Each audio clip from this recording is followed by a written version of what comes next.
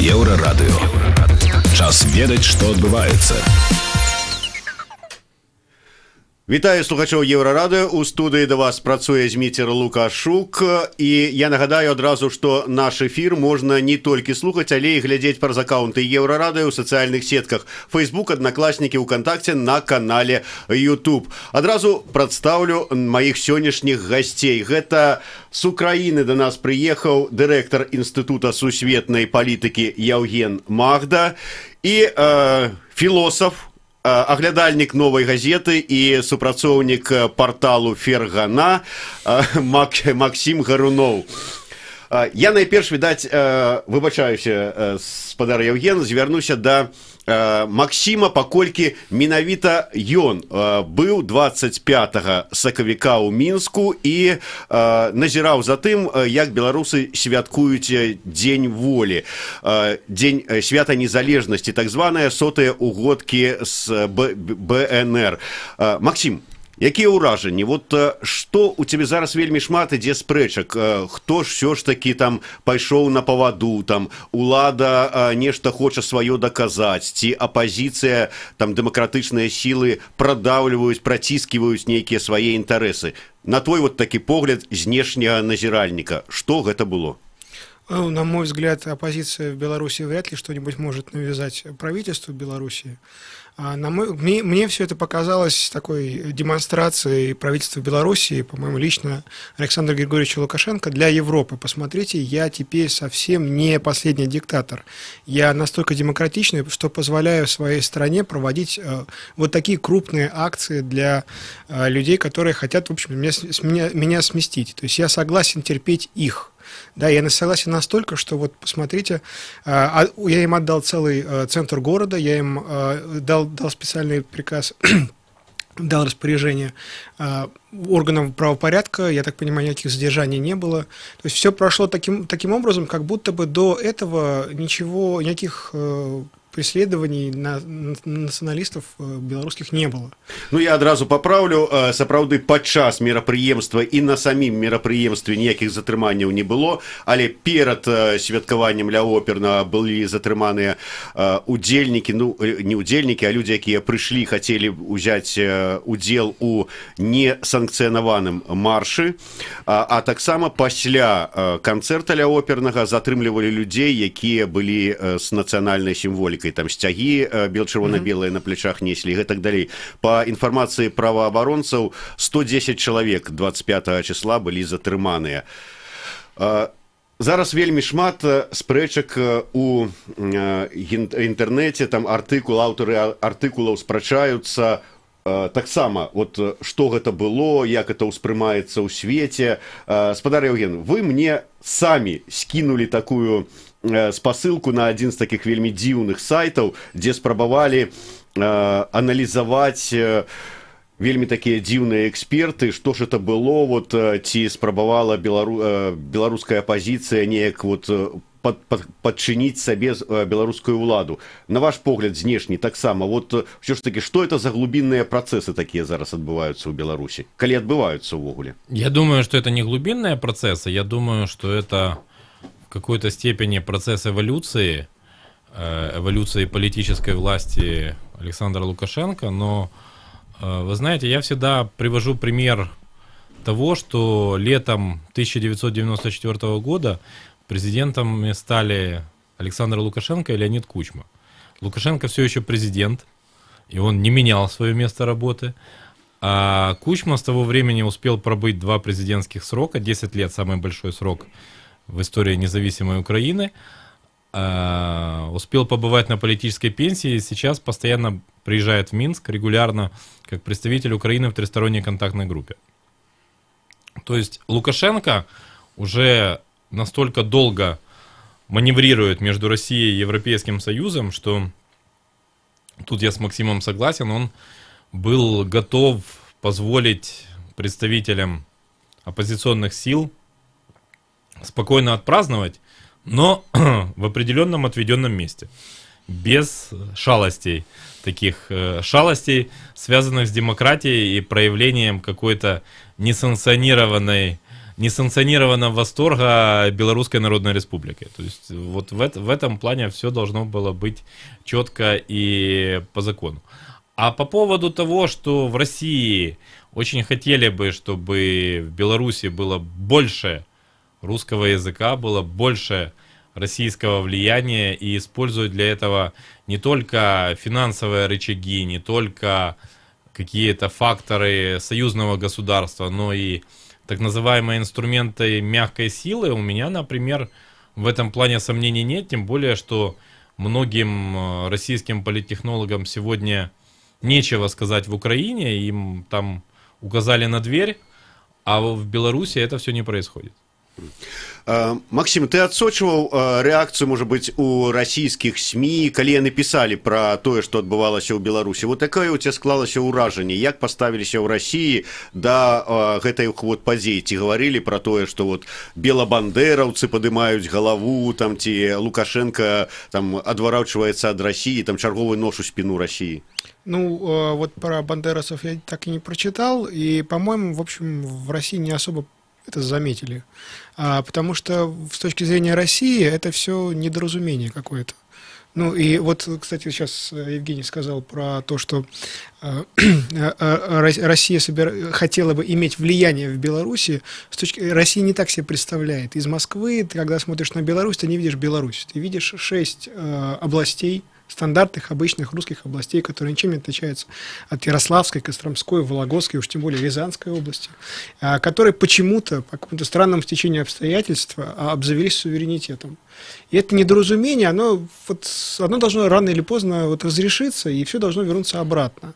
Да, то есть Лукашенко, он тоже, это не президент, это вот какой-то вот странный оборзевший Губернатор, да, потому да, что 6 все-таки областей. Ну да, вот какой-то вот, не губернатор, скорее всего, что-то вот вроде главы края какого-то, большого какого-то федерального субъекта, вот Ставропольского, может, или Краснодарского, который слишком много о себе мнит, и потому что ему сильно повезло с географическим положением его областей, он может как-то так вот грубо разговаривать с Владимиром Владимировичем, да, чего не могут позволить себе другие губернаторы.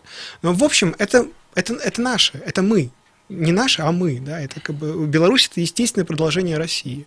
И поэтому говорить о том, что Россия хотела бы здесь иметь влияние, с точки зрения, как бы, это и так мое, просто вот как-то вот какая-то глупость образовалась вот в виде какой-то республики. И поэтому появление националистов, их здесь быть не может. Да? Предполагается, что если в Беларуси есть националисты, они вроде как русские националисты, они за русские националисты. Вот. А если они не русские националисты, то, скорее всего, это какие-то польские националисты. Вот. Или, ну, в общем, что-то инородное, то, что не имеет никакого отношения к Беларуси как таковой. А вот цікаво, до 2014 года, 2014 такое ж было ставление в России до Украины, ці не? Нет, разумеется, нет.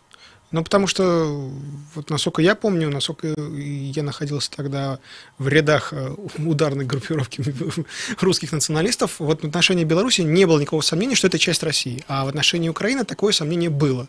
Но при этом Украину членили, делили.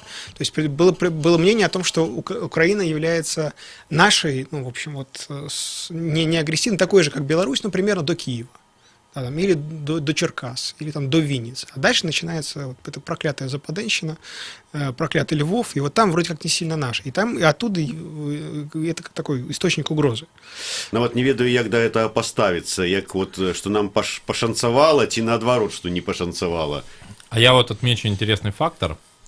Украина сначала проиграла 2 газовые войны в 2006 и в 2009 годах. А вот сейчас в марте выиграла, фактически выиграла, поставив «Газпром» в неудобное положение, когда фактически «Газпром» был на грани срыва контрактных поставок и продемонстрировал, что он не способен адекватно воспринимать решения Стокгольмского арбитража. А Беларусь после украинских газовых войн контроль над своей газотранспортной системой потеряла. Теперь называется «Газпром Белтрансгаз», я думаю, что наши слушатели это знают. И вот это один из факторов. Точно так же, как и, кстати, фактор украинского языка и белорусского языка. Я, например, будучи постоянно в Киеве, я с каждым днем слышу, что украинского языка становится больше. Периодически, бывая в Минске, я слышу его достаточно мало.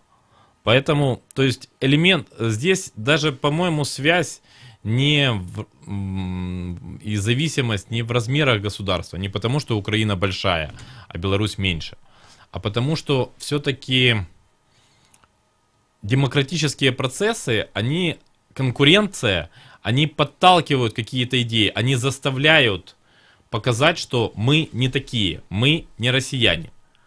Насколько это сильно в Беларуси, я не могу сказать, потому что приезжая достаточно регулярно, но на короткие сроки, было бы очень смело сказать, что я хорошо разбираюсь в белорусской политике.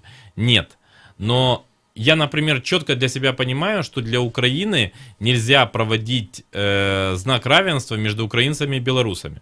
Мы разные и по темпераментам, и по ориентирам, и по всему прочему. И мне, например, странно, вот сейчас Максим сказал, что россияне, имея с 2014 года достаточно много людей, перебравшихся после Евромайдана в Россию, они все равно не меняют свою политику по отношению к Украине. Она точно такая же, как, я бы сказал, такого жандармского управления 19 века, без каких-то там... И вы мундиры голубые, и вы им преданный народ, и на этом все заканчивается. Наверное, соглашусь. Максим, мы постоянно, вот калі у нас адбываюцца нейкія працэсы, азіраемся, думаем, а як да гэтага паставіцца ў Крамлі?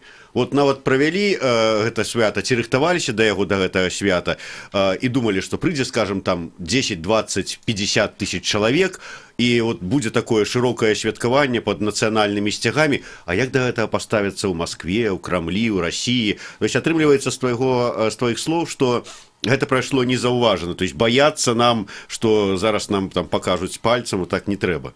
Понимаете, это особенность человеческого внимания. Вы когда оглядываетесь, вы видите то, что вы ожидаете. Первое, что вы видите то, что вы ожидаете увидеть. Вот когда россияне смотрят на Беларусь, у них есть набор того, чего они должны увидеть. Да, и они должны увидеть законсервированные советские, брежневские антуражи, сталинскую архитектуру, людей, которые не умеют говорить на своем языке, либо говорят на нем с некоторым акцентом, со смешным этим, как у Лукашенко, «шы» и «шы». Вот. И, в общем, ничего другого здесь быть не должно. Понимаете? А когда появляется то, чего неожиданно, чего люди не ждут, и вся культура их подготавливает к тому, что этого нет и быть не может, они это просто не видят. Да, это было очень интересно, когда я сделал небольшую запись, записал концерт, вывесил ее и потом посмотрел, мне потом просто писали в личку, ах, там вот так вот оно, то есть вот ты куда едешь, ах, вот оно какое, а там так много народу, то есть это очень интересно бывает, берешь кого-нибудь знакомого из Москвы, привозишь его в Минск и привозишь его не в Минск, который обычно посещают россияне, а вот Минск, который белорусскомовный, с белорусской культурой, с белорусской символикой и так далее, и там выясняется, что это как бы нечто невероятное, нечто, что о существовании чего не подозревали. После этого в Киев можно везти. Это слишком большая доза.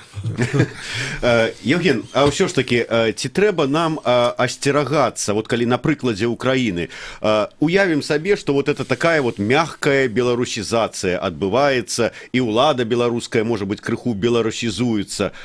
Ці трэба нам асцерагацца нашего усходняга суседа ў сувязі з гэтым? Как показывает практика Украины, высокая лояльность власти, которая была, например, при Януковиче, она не гарантирует от неприятностей, мягко говоря, в отношениях с Россией. То есть наши белорусские друзья, они должны понимать, что время для спокойного развода с Россией, оно, наверное, уже потеряно, его уже нет. То есть для Украины оно было потеряно еще раньше. И сейчас, надеяться на кого-то, на Китай, на Европейский Союз, на Соединенные Штаты, я бы все-таки белорусам не советовал в их стремлении стать настоящими белорусами, а не этнографическими белорусами, которые воспринимаются просто как люди, которые говорят с акцентом и по какому-то имперскому пониманию коверкают великий и могучий русский язык. Это тяжелый болезненный процесс. Украина показывает, что это больно. И в Украине действительно на Донбассе воюет, добрая половина, может даже больше русскоязычных людей, которые говорят в жизни на русском языке. Но они борются за независимую Украину. То есть сможет ли в Беларуси появиться широкая платформа русскоязычных, белорусскоязычных людей, которые будут бороться за увеличение субъектности Беларуси, я не знаю. Я бы хотел этого, потому что я считаю, что усиление позиций Беларуси – это и усиление позиций Украины. Мы все-таки стратегические партнеры, несмотря на сложности, которые между нами были, несмотря на дело Гриба, несмотря на дело Шаройко, но все равно есть взаимопонимание и на государственном уровне, и в том плане, что мы все-таки рядом, мы соседи. У нас нет агрессии друг к другу. И у нас есть так называемый, в кавычках, старший брат, для которого мы никогда не будем равными. Независимо от... Я не говорю... Понятно, мы не можем прирастить размеры своего государства. Но даже если уровень жизни в Беларуси и в Украине будет превосходить российский, Россия все равно не признает, что она в чем-то хуже Украины или Беларуси, и что она может говорить с народами Восточной Европы на равных. Мы перервемся на невеличкую паузу. Я нагадаю, что у нас у гостях сегодня Евген Магда, директор Украинского института сусветной политики, и московский философ, уже, можно сказать, добрый сябра Еврорадио, Максим Гарунов. У студии для вас працуе Зміцер Лукашук. Мы вернемся праз некалькі хвілінаў.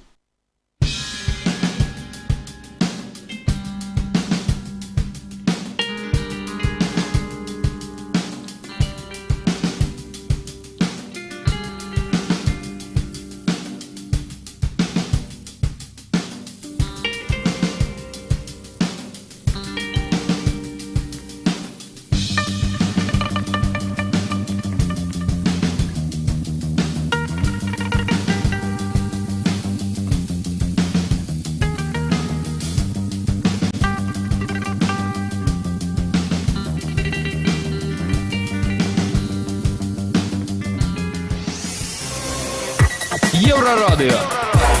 Новины – наша справа. Вітаю, коротка пра асноўныя падзеі. Суд Барысаўскага района сёння абвясціў прысуд былому начальніку фізычнай падрыхтоўкі 72-го навучальнага цэнтру ў Пячах Дмітрыю Кіселару. Яму далі 4 гады пазбаўлення волі, узмоцненага рэжыму і канфіскуюць маёмасць. Таксама пазбавяць звання падпалкоўніка. Ён за станоўчыя адзнакі атрымліваў падарункі ў выглядзе кілбасы, кавы і дарагога спіртнога напою. Следства сабрала доказы хабарніцтва ў 20 эпізодах. Справу на Дмітрыя Кіселара распачалі яшчэ да таго, як у вайсковай частцы ў Печах знайшлі павешаным у пятлі салдата Александра Коржача. У Мінску у інтэрнаце на праспекце Незалежнасці ў мінулыя выходныя знайшлі цела 19-гадовага першакурсніка, ураджэнца расійскага горада Курска. На целе юнака няма бачных прыкметаў крымінальнага характару. Напярэдадні ўвечары хлопец выпіваў са знаёмымі. Вучыўся ён БНТУ, следчы камітэт працягвае экспертызы. Учора мінскія кіроўцы далучыліся да жалобы, абвешчанай у Расіі па загінулых у пажары ў кемераўскім гандлёвым цэнтры. Аўтамабілісты пачалі разам сігналіць о 19-й у цэнтры горада. Жалобная акцыя нагадала пратэсты аўтамабілістаў падчас эканамічнага крызісу 2011 года. Тады кіроўцы таксама сігналілі падчас маўклівых пратэстаў. Але тады ж супрацоўнікі міліцыі проста на дарогах падыходзілі да аўтамабілістаў, спынялі іх і штрафавалі. Нічога падобнага сёлета не назіралася. На працягу года двух у Беларусі будзе створаная лыжная база для падрыхтоўкі як аматараў, гэтак і прафесіяналаў. Пра гэта заявіў сёння Александр Лукашенко, сустракаючыся з алімпійцамі.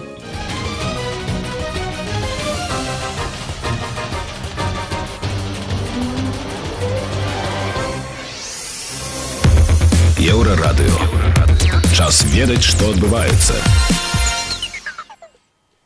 Вітаю слухачоў Еўрарадыё. У студыі для вас працуе Зміцер Лукашук, і наш стрым можна і слухаць, і глядзець праз аккаунты Еўрарадыё ў сацыяльных сетках Facebook, Аднакласнікі, УКонтакце, на канале YouTube. Мае сённяшнія госці, дырэктар Інстытута сусветнай палітыкі Яўген Магда, Украіна, Кіеў, і філосаф, аглядальнік Новай газеты і супрацоўнік парталу Фергана, Москва, Максим Гарунов.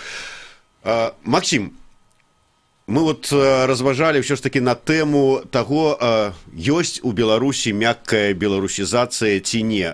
Ты даволі часто з Москвы апошнім часам прыязджаеш у Мінск, скажем, цягам апошняга года, 1,5 ці 2 гадоў. Вот ты назіраеш, адбываецца нейкая беларусізацыя і не? Может быть, улады беларускія беларусізуюцца? По поводу Влада ничего не скажу, а вот по поводу белорусизации, вот меня интересовала молодежь. Вот есть здесь несколько компаний молодых, которые шьют одежду с белорусской символикой.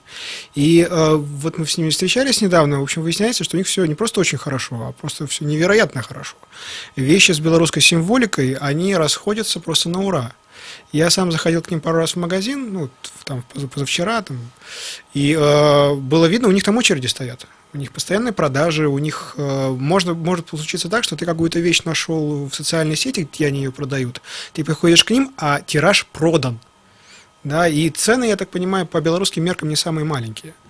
Да, то есть вот для меня, ну, вот вам, пожалуйста, белорусизация, на которой люди делают деньги, да, они на этом хорошо начали жить.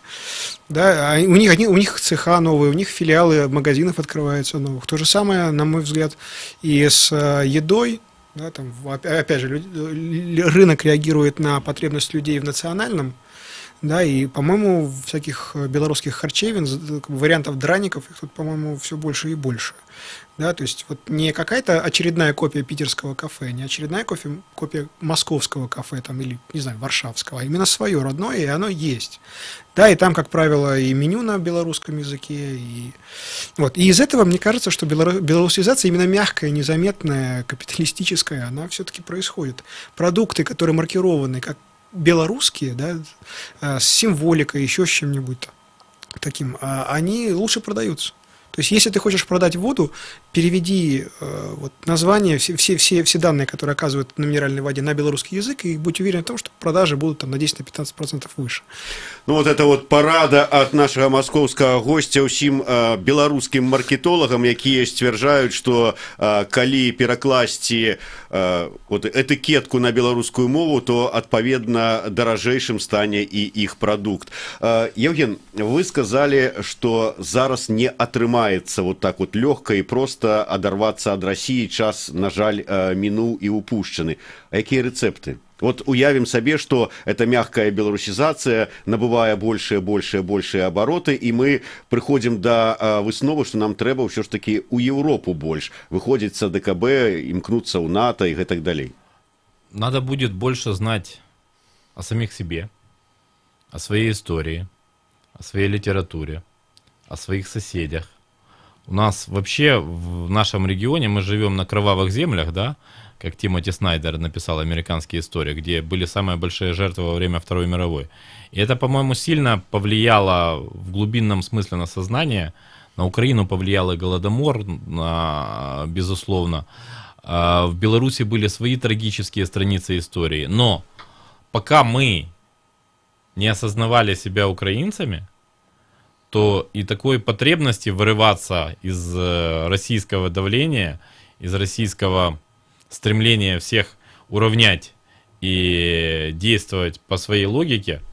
Ну, я могу говорить об украинском примере, что для нас действительно была проблема в том, что в 19 веке, когда проходил процесс формирования европейских наций, Украина как нация не формировалась, скажем, очень слабо, потому что были Валуевский циркуляр, Эмский указ, были документы, которые ограничивали использование украинского языка. Сегодня таких ограничений нет, но я противник того, чтобы украинская нация сегодня формировалась на основе интегрального национализма. Это будет просто фактически в сознании, в общественно-политическом понимании процесса возвращения на 50-70 лет назад.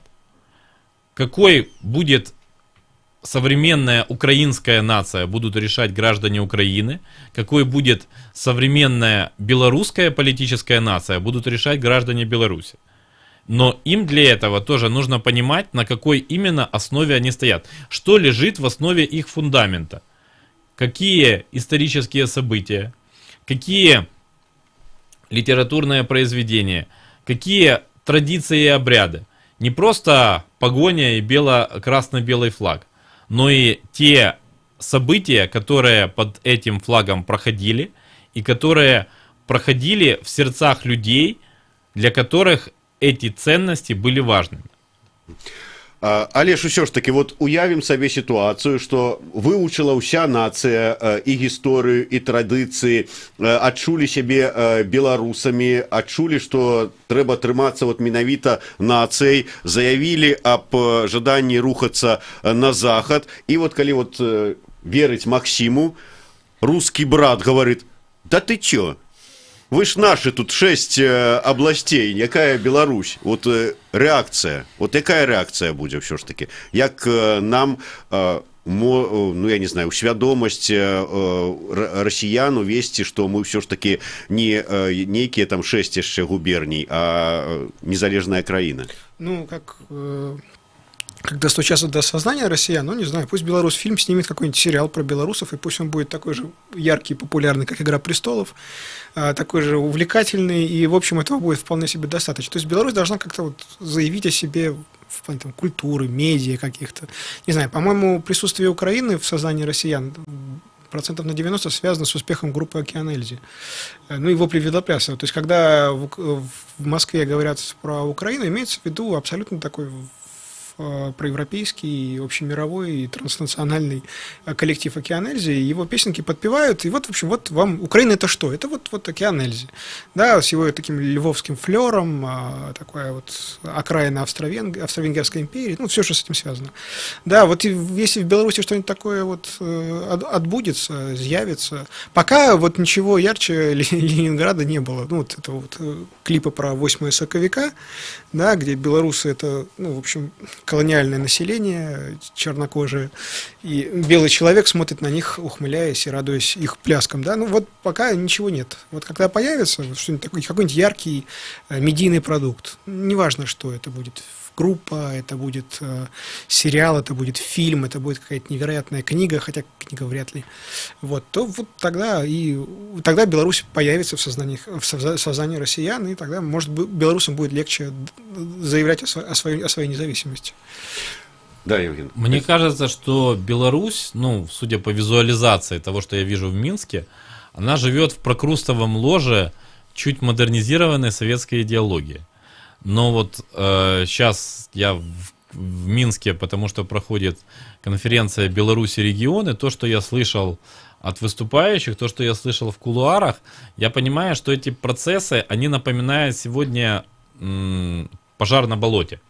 Когда он может не вырываться наружу, но идти внизу, его не видно. Выгорает болотный газ, то есть создается высокая температура, а потом это может произойти одномоментно. Ну, на самом деле, Украина, тут тоже важно понимать, что 3 революции за 25 лет в Украине, это не свидетельство какой-то особой демократичности Украины. Это скорее свидетельство того, что демократические институты в Украине работают плохо, потому что люди вынуждены выходить на улицу и там отстаивать свой выбор, свое право на то или иное развитие государства. Я не готов рассказывать белорусам рецепты белорусизации. Я готов рассказывать об уроках Украины, чтобы они могли их экстраполировать на свой опыт и предпринимать соответствующие усилия. Евген, просяць вас наши слухачы удакладніць, вот вы казалі про інтэгральны нацыяналізм, а вот гэта святкаванне БНР таким вот вялікім канцэртам, гэта праява інтэгральнага нацыяналізму ці не? Ну, я думаю, что празднование столетия создания белорусского государства, Белорусской Народной Республики. Это абсолютно нормальный процесс в том плане, что это распадалась огромная Российская империя, и на ее обломках появлялись национальные государства. Проблема и Украины, и Беларуси, в отличие, скажем, от стран Балтии и от Польши, в том, что мы эту борьбу проиграли. Точно так же, как и республики Южного Кавказа. И мы на сегодняшний момент это выплевываем до сих пор. Просто в 20-х, 30-х годах потом различные авторитарные и тоталитарные тенденции, они набирали силу не только в Германии или в Италии. Это была общеевропейская тенденция, и, скажем, в Украине она тоже не обошла людей, которые боролись за независимость Украины. Я о том, что мы не можем, и думаю, и в Украине, и в Беларуси, не можем возвращаться к тем тенденциям, которые были в 20-х, 30-х, 40-х годах 20 века. Уже весь мир перерос тот период, он его уже прошел. Мы живем сегодня совсем в другом мире, где другая интенсивность информационного поля, где другие вызовы, где процессы глобализации. И, например, пытаться исключительно быть в этой, такой узкой рамке, это может быть для кого-то способ. Но в масштабах страны, в масштабах европейской страны, государства в центре Европы, на пересечении интересов, на пересечении торговых путей, мне кажется, это не совсем правильно.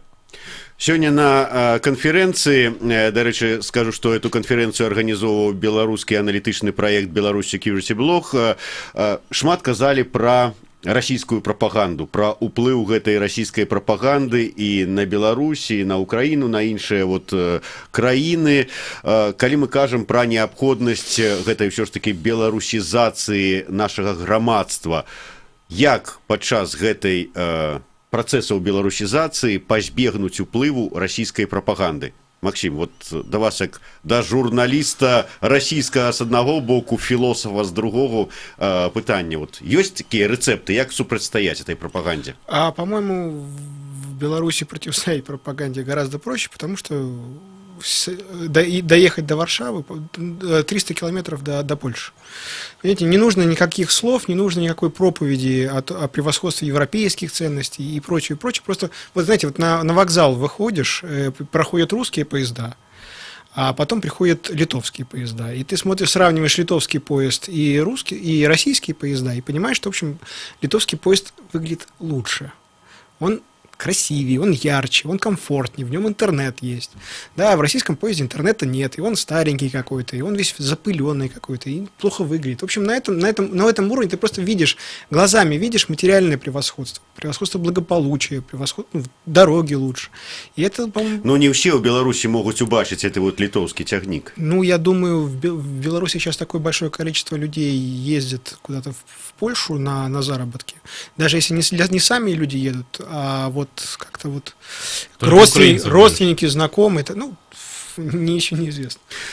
Самый главный рецепт от Максима Гарунова — поглядеть на литовский тягник, съездить в Акрополис, у Вильни альбо у Бедронка сходить где-нибудь в Варшавском городе. Евген, а вот украинский рецепт супрацьстаяння российской пропаганде? А я хочу напомнить, что объектами, плацдармами для российской агрессии в Украине стали те части Украины, Крым и Донбасс, где российская пропаганда чувствовала себя наиболее уверенно, где там ее ничто не связывало, где она не получала какого-то отпора.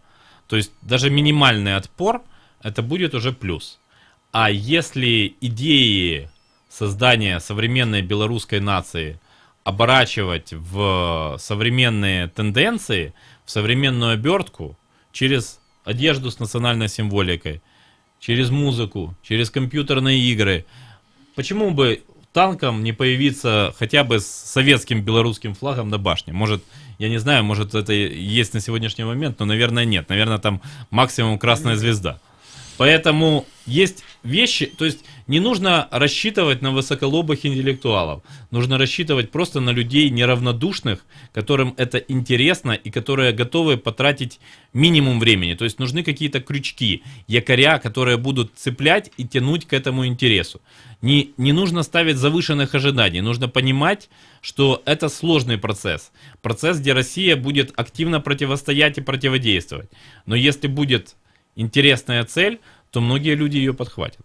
Але вот цікава, зараз Беларусь у чарговы раз апынаецца на такім палітычна-геапалітычным шпагаце. Украіна імкнецца ў НАТО, прычым канкрэтна так імкнецца ў Канстытуцыю, адпаведныя нормы плануюць унесці. Як нам, Беларусі, сябру АДКБ, быць у гэтай сітуацыі? Ну, по-моему, при всех непростых моментах в белорусско-украинских отношениях мы друг другу достаточно убедительно доказали, что мы друг другу не враги. И я могу только повторить тезис Александра Лукашенко, что Беларусь никогда не приедет в Украину на танке, а может приехать только на тракторе. И украинцы, по-моему, никогда на танке в Беларусь не приезжали. Поэтому не вижу угрозы. Максим, мы с вами говорили так кулуарно про то, як змяняецца палітычная сітуацыя ў России, что, маўляў, больше это ўсё становіцца падобным на нейкі такі азіяцкі варыянт дзяржаўнай улады. Што у сувязі з гэтым чакаць Беларусі? Нашы адносіны могуць пагоршыцца ці не? Ну, в перспективе, конечно, да.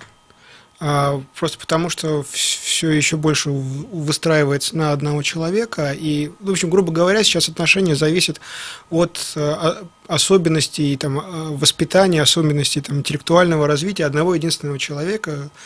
И когда за такие важные вопросы отвечает всего-навсего один человек, да, человек обычно не коллектив, да, который может найти истину, а всего один человек. Скорее всего, будут ошибки, и эти ошибки, они, вероятно всего, могут быть угрозой для Беларуси. Ну, а гэтую пагрозу лепш папярэдзіць і, як сказаў правильно спадар Яўген, беларусізавацца нашаму беларускаму грамадству. Дзякуй вялікі. У студыі для вас працаваў Зміцер Лукашук. Мае сённяшнія госці Яўген Магда, дырэктар Інстытута сусветнай палітыкі, філосаф, корэспандэнт Новай газеты і парталу Фергана Максім Гаруноў.